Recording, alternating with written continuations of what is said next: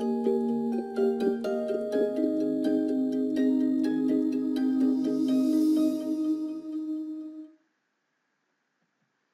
alaikum wa rahmatullahi wa barakatuh. I'm teacher Ahmed Jammour. I'm glad to start by chapter 1, basic mechanisms of sexual reproduction, and talk about document 1, the male and female reproductive systems. You all know that reproduction is very important to all living things since it is the biological process by which new organisms or offsprings are produced. Plants, human, poultry, and even unicellular bacteria undergo reproduction to produce new organisms. But not all living things reproduce in the same way. Some, like humans, reproduce sexually. A male and a female are required for this mode of reproduction, while others, like bacteria, reproduce asexually, starting from only one organism. But whether reproduction is sexual or asexual, it is important for the continuity of any species. And because reproduction ensures the continuity of the human species, there is in the human body a whole system dedicated for this purpose. That's why, for this chapter, you will study reproduction in humans. You will study about the reproductive systems of both males and females. You will get to know the organs that make those systems and learn about the role of each. And finally, you will learn about the different genital activity of males and females. What you see in the figure is a lateral view of the male's reproductive system. You can see the position of the system in front of the large intestine. The most important organ in the reproductive system is the gonad, responsible for gamete production as well as sex hormones. The male gonad is called the testis. A male has two testes that hang out his body in a protective sac of skin called the scrotum. Coming out of the rear side of the testis is a tightly coiled tube called epididymis. The male gametes, sperms, not only come out of the testis through the epididymis, but they also mature and acquire their motility in this epididymis. Sperms continue their way through the vas deferens through the urethra to be finally ejected outside the male's body through the urogenital opening in the penis.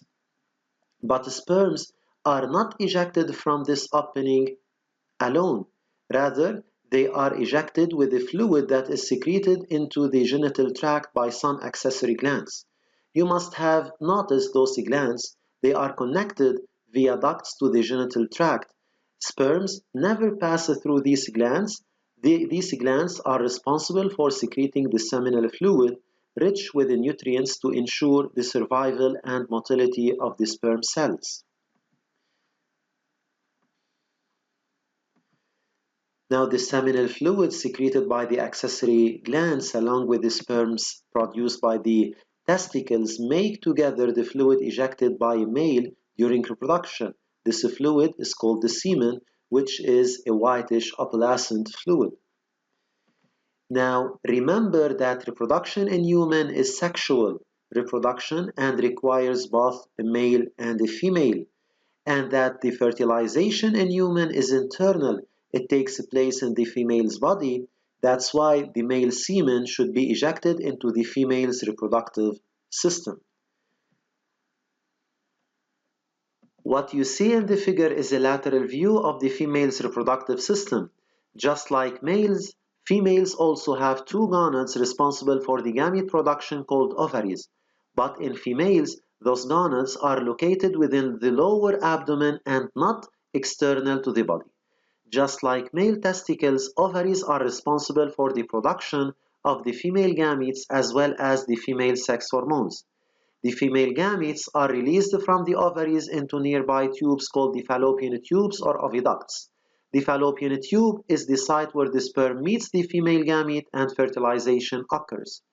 The embryo formed is implanted inside a pear-shaped organ called the uterus, where it develops for 9 months.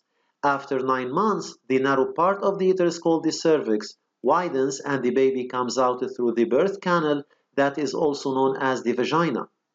The vagina is also the copulatory female organ. This vagina ends up with the genital opening. Unlike males, the genital opening in females is different from that of the urethral opening.